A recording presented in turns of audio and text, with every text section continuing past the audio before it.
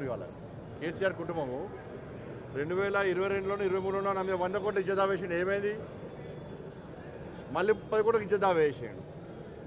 కోట్లు చూసుకుంటే అవి ఉండేది కాదు, పోయేది కాదు. కోర్టు మీద నమ్మకం ఉంది మాకు. ఆడ 11 లక్షలు కడితేవి, అంతకుముందు కడితేవి. ఇంకా సిరిసిల్ల లాంటి నియోజకవర్గం వల్ల మొన్న వరదలు వస్తే చచ్చిపోయారు. ₹1 ఇచ్చినావా? ఈ 10 లక్షలు ఇచ్చుకోపోయి సిరిసిల్ల ఇస్తే ఏమే కోట్ల రూపాయలున్నాయి. ఇజ్జత్ దావా తెలంగాణ రాష్ట్రంలో వేయాలంటే నువ్వు మీ అయ్య బయటికి రారు. నువ్వు మీ అయ్య తిట్టిన తిట్లు ఎవ్వరు తిట్లే. నేను లవంగం తింటే తంబాకు అన్నావు. సిగ్గుండాల కొంచెం అన్న. ఇజ్జత్ దావా వేరాదా? నన్ను వాడు వీడు అని మాట్లాడినావు. ఇజ్జత్ దావా వేరాదా నీ మీద? మీ అయ్య నన్ను నా తలకే 6 ముక్కలు నడుపుతాడు. ఇజ్జత్ దావా వేరాదా? నీ అయ్య నన్ను వాడు వీడు అని ఏ భాష పడితే ఆ భాష మాట్లాడాడు. ఇజ్జత్ దావా వేరాదా? తెలంగాణ రాష్ట్రంలో ప్రజలను దళిత బంధు, దళితులు ముఖ్యమంత్రి చేస్తావు, మోసం చేస్తావు. ఇజ్జత్ దావా వేస్తే ఏడుంటావు నువ్వు? యువతకు ఉద్యోగాలు ఇస్తావు, మోసం చేస్తావు. ఇజ్జత్ దావా వేస్తుంటే నువ్వు నీ అయ్య ఏడుంటారు? నిరుద్యోగ వృత్తి ఇస్తావు, ఇయ్యలేదు. ఇజ్జత్ దావా వేస్తే ఏడుంటావు నువ్వు? రుణమాఫీ అన్నావు, చేయలేదు. ఇజ్జత్ దావా వేస్తే ఏడుంటావు నువ్వు? డబుల్ బెడ్రూమ్ ఇస్తావు, మోసం చేస్తావు. ఇజ్జత్ దావా వేస్తే ఏడుంటావు నువ్వు? ఎట్లా బెదిరిస్తే భయపడే వ్యక్తి బండి సంజయ్ కాదు. నువ్వు ఉద్యమం పేరుతో వచ్చినావు. మీ నాయన పేరు చెప్పి, మీ అయ్య పేరు చెప్పి నువ్వు వచ్చినావు.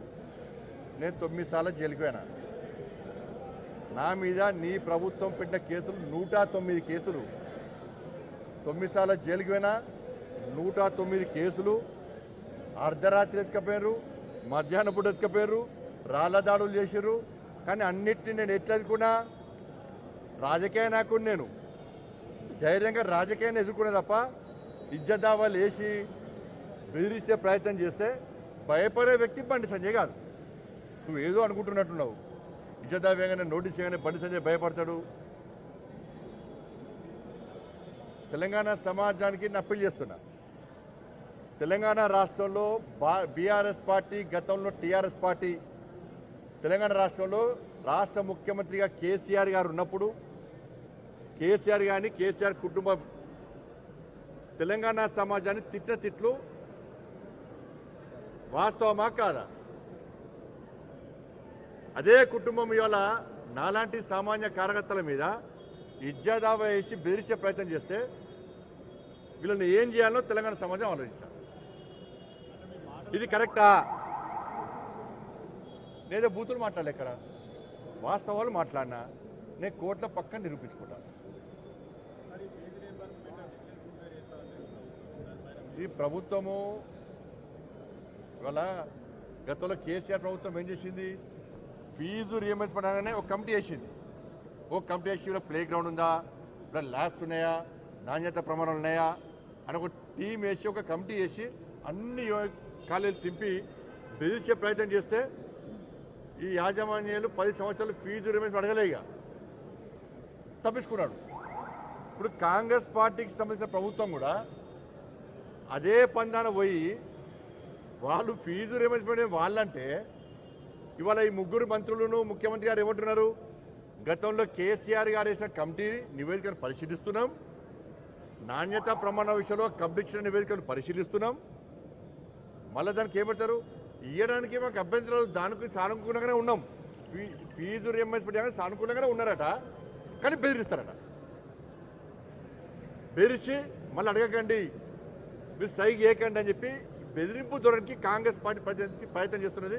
అందుకే దొందే. ఆ ప్రభుత్వ పాలనకు ఈ ప్రభుత్వ పాలనకు ఏం తేడా లేదు. కాబట్టి ఫీజు రియంబర్స్మెంట్ నేను మళ్ళీ డిమాండ్ చేస్తున్నా. 15 లక్షల మంది విద్యార్థులు రోడ్ల పడ్డారు. వాళ్ళ కుటుంబ సభ్యులు చాలా టెన్షన్లో ఉన్నారు. చదువుకుడా, సచ్చుడా, చదువుడా, అటువంటి ఆలోచనలు ఇలా టెన్షన్ వాతావరణంలో ఇలా పేరెంట్స్ ఉన్నారు. యాజమాన్యాలు సిబ్బందులకు జీతాలు చెల్లించలేక, బిల్లులకు కిరాయిలు కట్టలేక, కరెంటు బిల్లులు కట్టలేక ఇలా అప్పుల పాలై బ్యాంకులో లోన్ తీసుకొని బ్యాంకులకు మిత్తి మీద మిత్తి కట్టలేక యాజమాన్యాలు కూడా ఆత్మహత్యలు చేసుకునే పరిస్థితి వచ్చింది. వీటి మీద సానుకూలంగా స్పందించండి. వాళ్ళకు 8,000 కోట్ల రూపాయల బకాయిలు ఉన్నాయి, 8 నుంచి 10,000 కోట్ల రూపాయల బకాయిలు ఉన్నాయి. వాళ్ళు అడిగేది మీరు టోకెన్లు ఇచ్చిర్రు, ఇస్తా అన్నారు. ఇలా ప్రభుత్వం నుంచి ఒక్క మాట వచ్చిందంటే అది తూచా తప్పకుండా అమలు చేయాల్సిన బాధ్యత పాలకుల మీద ఉంటుంది. నేను గతంలో చాలా చూసిన, ఒక ముఖ్యమంత్రి కానీ మంత్రి నోటి నుంచి నరేంద్ర మోడీ గారు ఒక మాట ఇస్తే, ఒక మంత్రి ఒక మాట ఇస్తే, పార్లమెంట్ కానీ బయట కానీ మాట ఇస్తే తప్పకుండా అమలు చేసి చూస్తాం. ఇక్కడ ముఖ్యమంత్రులు మాట ఇచ్చినా, మంత్రులు మాట ఇచ్చినా దానికి ఇంపార్టెన్స్ లేకుండా పోతుంది దానికి. కాబట్టి టోకన్లు ఇచ్చి మీరు మోసం చేస్తే, కేసీఆర్ గారు పంజాబ్ పోయి చెల్లని చెక్కులు ఇచ్చి తెలంగాణ పరువు తీసాడు, వీళ్ళేమో చెల్లని టోకన్లు ఇచ్చి పరువు తీస్తారు. ఇది మంచి పద్ధతి కాదు.